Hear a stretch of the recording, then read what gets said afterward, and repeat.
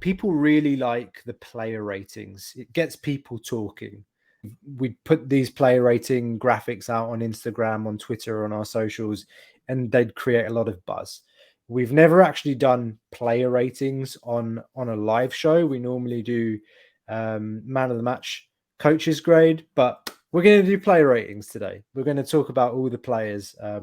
Marshall and I have put together our ratings for the starting 11 today, and we can start with the keeper, Alexandros Paschalakis. I've given him an 8.5 today. Just to clarify, my ratings always start from a 6.5. That's my starting point.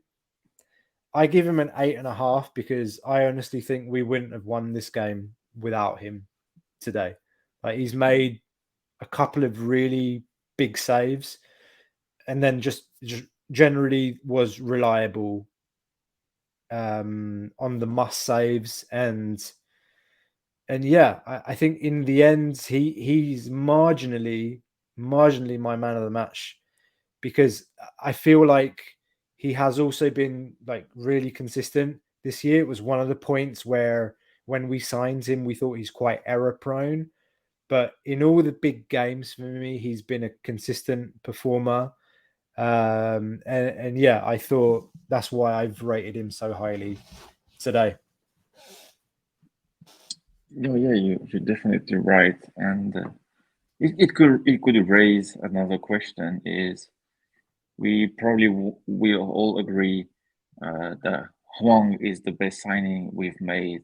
What about Paschalakis? Yeah, exactly. Isn't he he's probably the second best signing we've made. The first one has to be Huang, and I'm looking for a third one because I don't find it. I think do you know what? I think you're right. Like, for me, it's so hard to make a case for anyone but Huang being our best player this season and the best player in the league, like you said. But I think I agree with you. I'm trying to think off the top of my head now, who is the second best signing this season? Is Paschalakis, probably Bakambu? Yeah, Bakambu, you could argue, because he came free as well, didn't he? Yeah.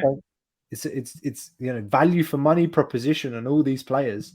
Like, I think Juan came on a small fee, if I'm not mistaken. But Paschalakis and Bakambu, they've both come in on a free. And they will be there in the summer. Yes. Yeah. TF91 says Paschalakis is a big surprise this season. I was one of those people that didn't rate him at all, but he's proved us all wrong. Viper 3, Paschalakis is not consistent enough to be your starter in 2023-24. What do you think about that, Marshall? Oh, well, yes and no. Yes, the old school Paschalakis was not reliable over a season, and the risk exists that he can like screw us in the summer, like he did when he, remember that game with Pauk against Benfica when he lost I think he considered a PK, and it's the kind of thing it can make in the summer. But at the same time, goalkeepers market is very difficult because you have huge chances to fail, and I don't know. Given the difficulty we face about signing players, good players, I mean, I'm not expecting the club to find someone that better than Paschalakis. I'm with you, and I always look back to the season where Pauk won the league, and I just remember him being an absolute nightmare, like in terms of he just stop everything, and I think that he lost the passion at Pauk, and I think that he's the kind of player that he needs that motivation and passion to keep his concentration levels up. And that's why I think this is an important comment too from Hussein, that he has the soul, like the Olympiacos soul for sure, and you can see that passion. And I think as long as he's playing with passion, that his concentration levels will be what we want them to be, and we'll see the best of him. That's my feeling and hope. But we can go to the next player. Next player is Androutos, and I've gone for a 7. I thought that, at least for me, he exceeded my expectation. I thought that he was positive. I actually think that Rodinei has dipped a little bit the last few games compared to like high levels of what we became used to when we first saw him. And I thought Androutos did well. Like I felt like we didn't miss Rodinei a lot today. He did okay going forwards. He was involved in some combination plays with Fortunis, with BL.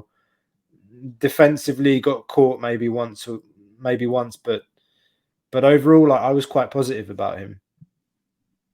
Yeah, me too. The 6.5 is like it's a way to say he was not bad, not excellent, like just above average.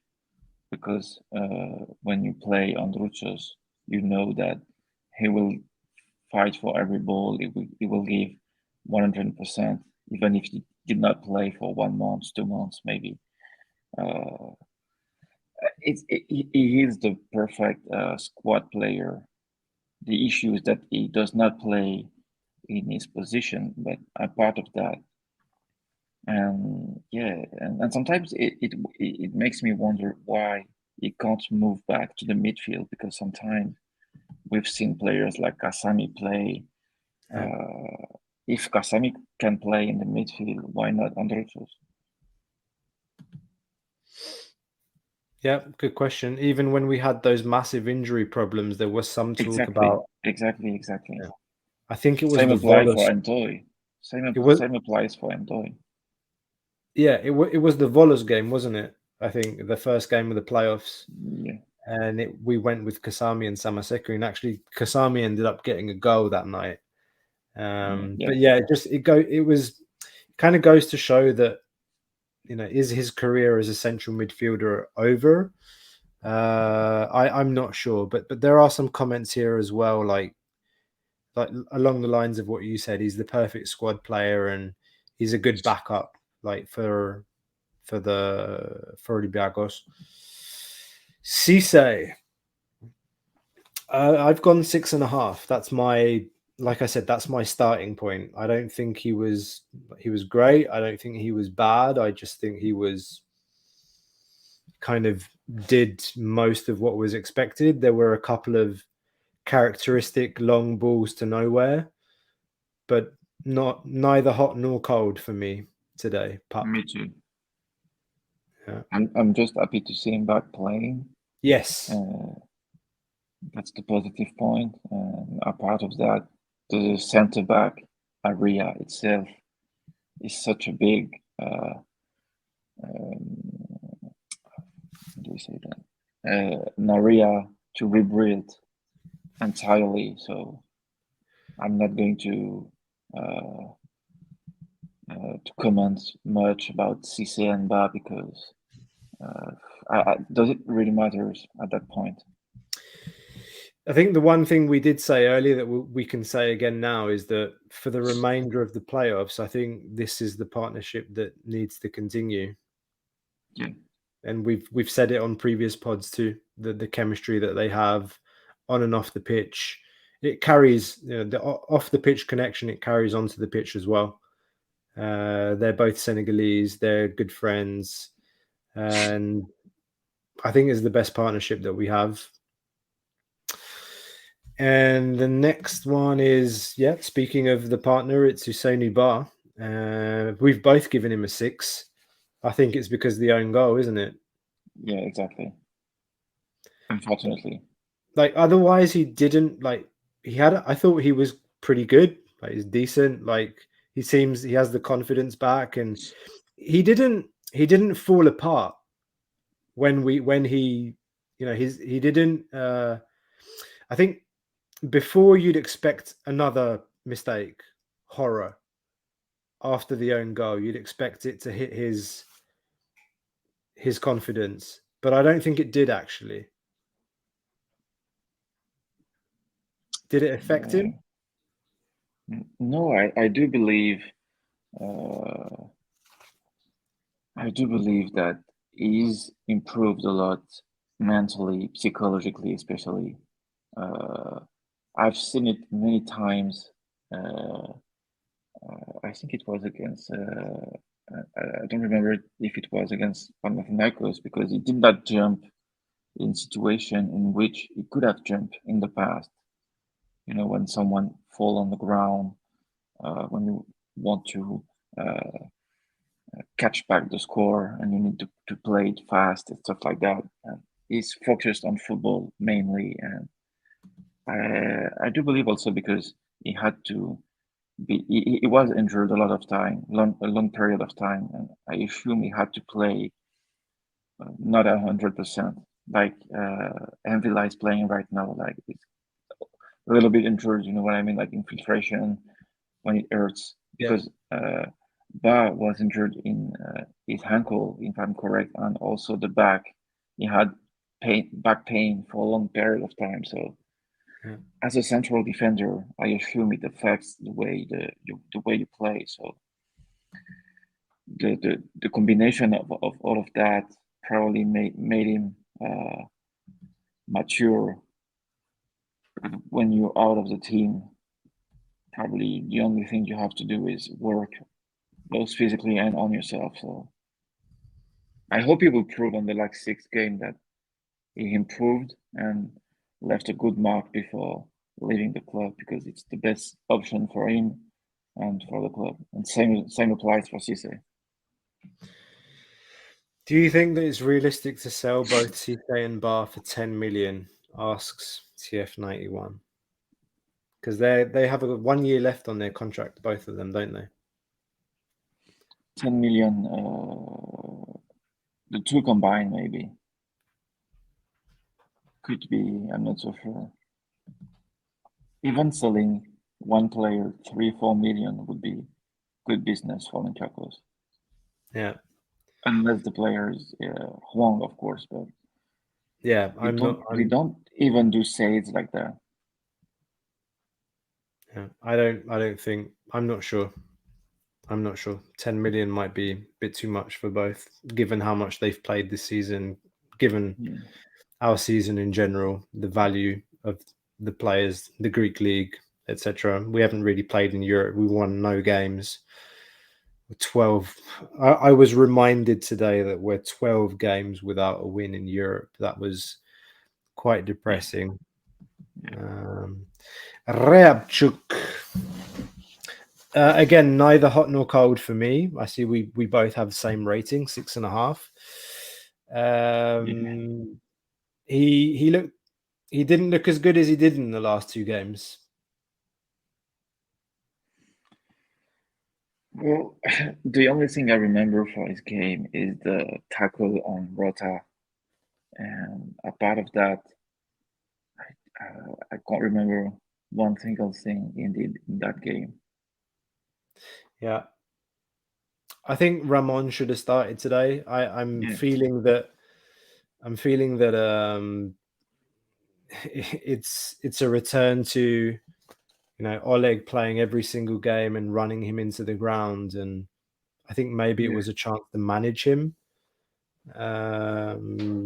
give him some rest, because I thought he was in the Pauk game he was excellent.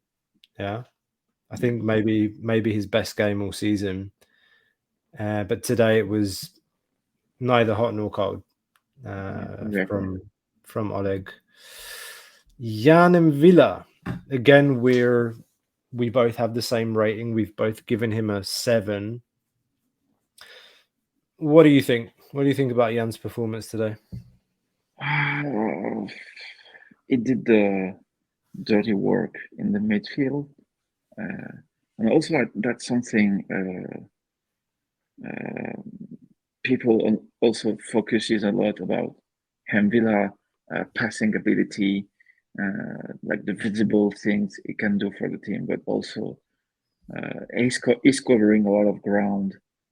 It wins ball, is perfectly placed a lot of times, and he's the kind of player that you see the importance when he's not playing. And the pair is forming with Huang is the best we have right now. Yeah. The issue is we don't have player to make them rest when needed. Even if I do appreciate Samaseku, if you play Samaseku, probably you would have to change a little bit the shape of the team. Agreed. The main issue with Mbila is not him being finished at all, is not having proper replacement. Or just generally like the chemistry between the midfield players that we have, it was never really fine-tuned or worked on. Like you said, like the Jan and Villa Huang partnership is the best one we have. Even that took a little bit of time for them to figure out what spaces they occupy on the pitch, how they cover for each other, the shape that they have on the pitch together. And you're right. Like if you look at how many centre midfield players we've had in the squad this season as well, Kunde, Bukhalaki, Samaseku, Kasami. I'm sure I'm forgetting someone. Mamadou Kane, who started at the beginning of the season. Even like Madi played some friendlies too. Like just what's the plan? Like what's the shape? What are the partnerships? Yeah, this is the only one that's really been worked on besides Bukhalakis Kunde, and that never really worked, did it? Bukhalakis Kunde was actually what we were playing in Europe so that we could rest in Villa and Huang, basically. Yeah. And now they're both gone. And they're both gone. But you do raise a really important point. Like these guys have played non-stop all season. Yeah, it's not sustainable at all for any club. But I want to bring this up. I know you don't like him, Villa. He backtracks all the time, doesn't keep the line up, and never sets foot in the opponent's box. I don't expect him to set foot in the opponent's box. That's not his role for me. Not at all. Not at all what I'm expecting from him. I'm expecting him to sit in front of the box, protect the defense, and help get the ball up the field. That's what he is. I think his like defensive contribution is sometimes underrated. Like Hussein raises it. Our defense is getting lost as well without him. He's the glue in the middle, and you see him giving a lot of instructions and trying to lead from the back. And yes, he's not as slow. He's not as fast. But he's a player that's always played with his head too. He's never been known for being particularly fast, isn't it, Martial? No. Yeah. No, the main quality he was known for was the passing ability. Yeah. And the next one is Inbom Huang. I mean, what more can we say than what we've said already? MVP. He's Season my MVP MVP tonight. Your MVP tonight. Yeah. My season MVP. I've said it many times. There's no need to add more about him because also the way he tackles, I kind of like it because it's very difficult. You don't see that much players that knows how to tackle properly. Like he has a whole-fashioned way of tackle. and I do like him for that. Don't think we need to say more. We've been singing his praises all season and today. I really love the way that he entered into the game with that bursting run and winning the foul. And maybe there are some moments in the game where you sometimes feel like he gets lost. But then just every time he's on the ball, it's just brilliant. And you just really hope that he can stick around for one more season with a proper like a properly functioning Olympiacos with a real philosophy and a manager that manages to to get his to build something. You'd really want to see him in a proper Olympiacos team. I read a comment somewhere. Could you imagine him in Olympiacos' midfield this season that we played Wolves? Like the 2020 season, 2019-2020 season, when we made the run in the UEFA Europa League with Guilherme and Madi Camara. That would be quite sexy. No, but is he because a lot of people say I've seen this on Twitter a lot of time. Every time we lose a game, like people posting pictures about Guilherme, but isn't him beyond the one that came to fulfill the gap left by Guilherme? Like a midfield that it's not a 6, not an 8, but he can defend, he can attack, he can score goal, can give his assist and stuff like that. Like, are they really different in terms of profile? That's a question I was asking myself. It's an interesting one. They're quite similar. I feel like Guilherme was a bit more tenacious, but that's not taking away from Inbom. Like, I agree with you. I think that he's like going forward. I think he's more of a threat. Like, he likes to get in the box. Guilherme was better in the air. I think like Guilherme scored a few headers, didn't he? Yeah, like from set pieces and stuff, and he'd like to get in the box like that. But yeah, exactly. No, it's not a bad comparison. I have to say, I haven't really thought much about that in terms of Inbom's contribution. Yeah, and there's mathematics. There's if Huang stays, it's huge, absolutely. Fortunis, 7.5. We've both given him 7.5. What can we say about Costa? It's not just the ability on the ball, but like, I don't know if you see it as well, but I feel like he's trying more off the ball too, like pressing wise. I am positively surprised by what he's doing. What he's doing since he came back into the team. The shape he has, the reads he's able to put on those games. I mean, he's the one that leads the team offensively. Like, let's be clear about that. For the past weeks, he's the one that leads this team offensively, along with Bakambu,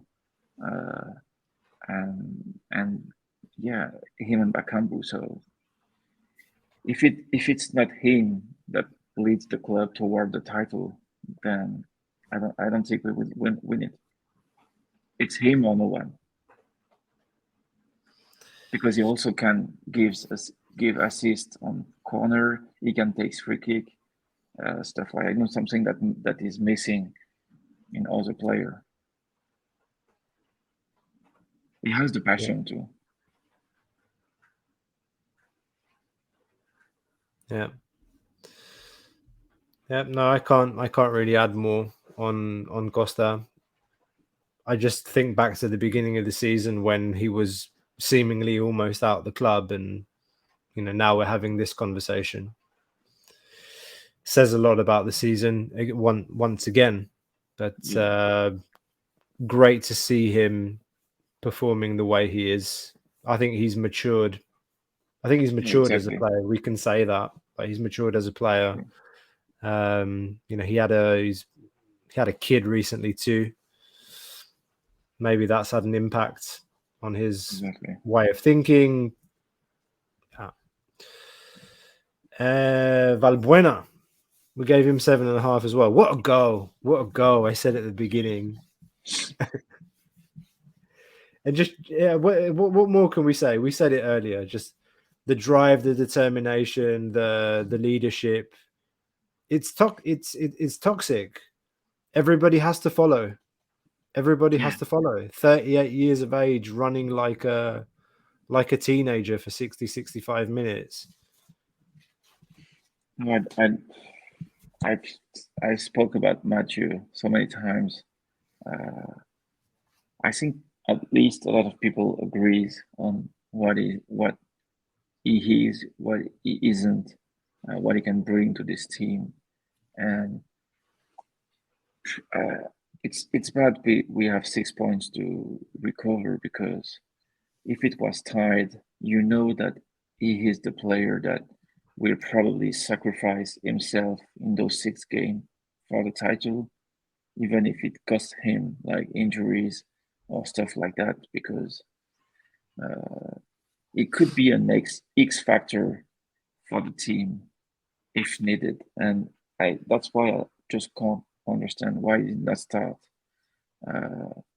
in Leoforos, because obviously the choices were wrong because we lost, but when you take in consideration the state of the club, the state of the team, the situation of so many players, like, it's kind of obvious it has to start for me. I wonder if Anigo will start him against AEK on the next game. I think, and this is going to Laki's point. He says, I don't know if I should be happy with how Valbuena's playing or sad that we rely so much on the 38-year-old. It is what it is. And I want to, go back to a comment you made, Marshall, earlier, which is he can have more of an impact starting the game than coming on. Because, like you said, I think he can lead by example when he's there from the beginning. But then when he's brought on and he's there's an expectation on him to try and save everything, is different. And there's no formation, I think, that we've seen where Fortunis plays as a 10 that works when it's, who are the options on the wing? Masuras, like Biel's having a pretty poor run of form the last couple of games in particular. And, Pedro Martins used to put Valbuena on the wing, didn't he? Like the Ludogorets games last season, but you lose a lot when you stick him out on the wing, like particularly defensive. I think you put a lot of strain on him. You need to give him the freedom. And, if you're asking me, I think he should be starting every game. He should be starting every game moving forward. And that's just the truth of what the situation is. It doesn't matter if he's 38 years old.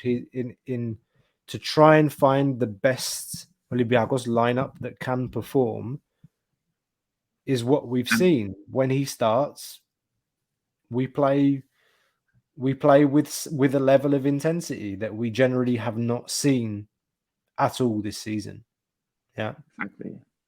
Also, the age for me does not really matter, because Azer is able to play, like is fit to play. Azer, he can't play, and then just let him out of the mission, because I've keep reading people saying, okay, we can't rely that much on someone that is 36 years old, then that someone is 37 years old. No, it's someone that is 38 years old. But unless someone proves me the contrary, the opposite, he does not indicate that he's tired. It does not indicate he can't play, he can't run. I don't see any sign of him being not able to play, like to give it 100%. So just use that weapon before it's too late. Exactly. I mean, because he's probably gonna retire in June or maybe run. I don't know, but we have to benefit from that because I'm pretty sure all the team would love to have Balbuena on the team on their roster. Let's see. Let's see. Yeah, The 6 games left. exactly. And now we're finally coming to the one where I think a lot of people want to have a rant about Pep Biel. We both gave him a 6. Yeah, I think he was underwhelming today in particular. I think particularly that chance on the 35th minute where he has the ball in the box on his left foot. I expect him to hit the target at very least. Lagis thinks that he has a serious attitude problem. I think he's very frustrated with the situation, but he hasn't been vocal about it, being frustrated at playing in a role that he's is not his favorite, and the way that he's expressing it is not in words, but sometimes in his body language and in his overall performances. Which actually, if you look at his numbers overall this season, is he scored 10 goals? Like he's double digits in goals and assists in total goal contributions, that is. So assists and goals, he's double figures. And together with Bakambu, like together they both have 23 goals between them this season. So, he scored Yeah. in big games too, but I can understand a level of frustration from his side, but also from fans because of the price tag too.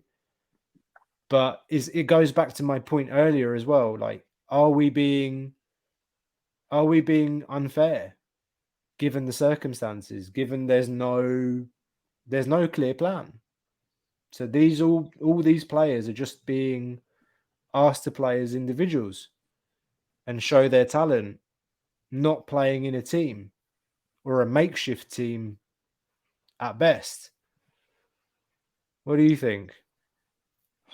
Well, I remember something funny. It's when I was with Lambro this summer on holidays in Greece, and they showed the game on Greek TV between Copenhagen and Trabzonspor because Bakasetas and Siopis were playing that game.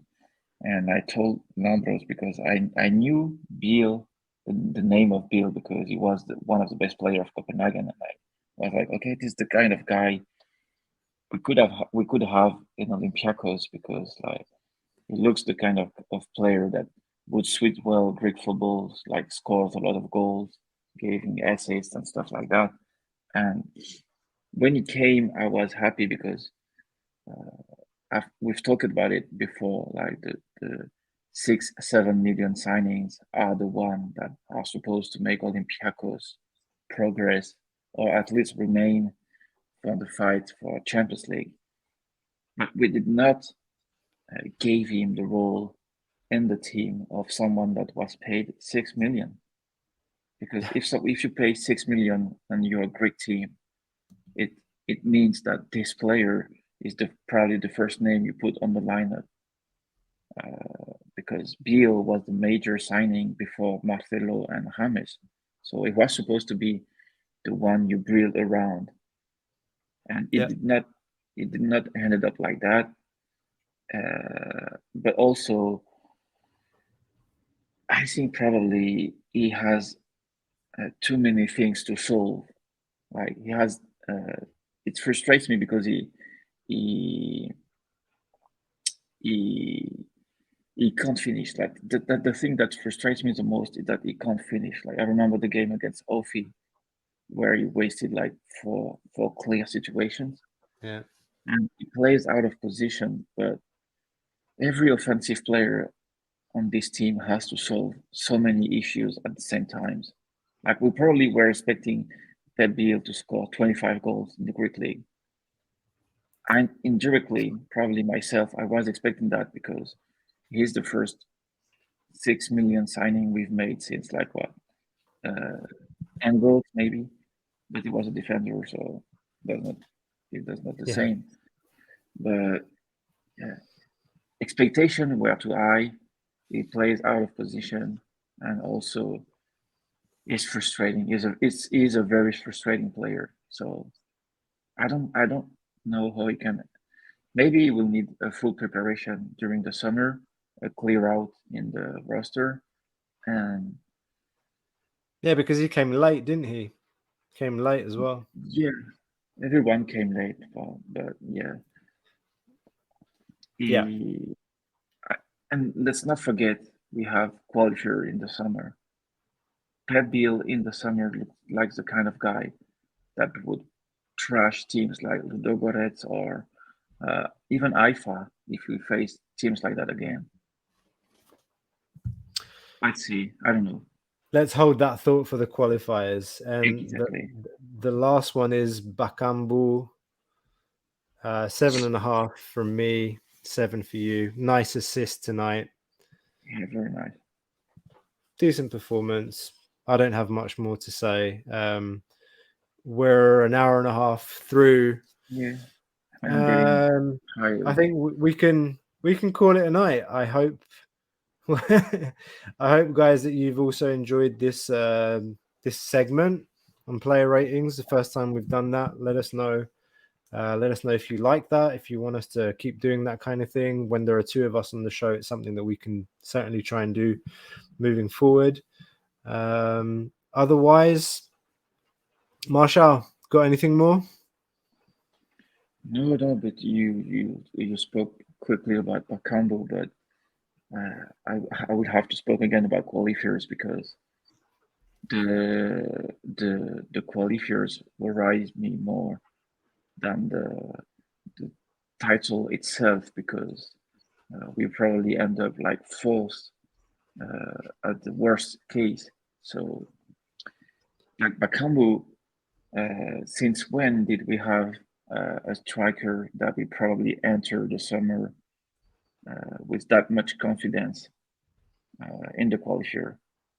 That's the first question also. And the second question, not the second comment I would make is that I've spoken before that we did not replace Rujo and Camara when they left. But I think the player we did not replace is Tiquinho. And I had that in mind. I had that in mind on Sunday because I also remember the game Tiquinho did in Haifa, the first leg. The way he was able to play alone in the middle of defender and being the one that won balls in the air, on the ground, able to dribble player. I mean that we let him go in the time he was in the best shape. And like Tiquinho and Bakambu, there's no way we would lose that league.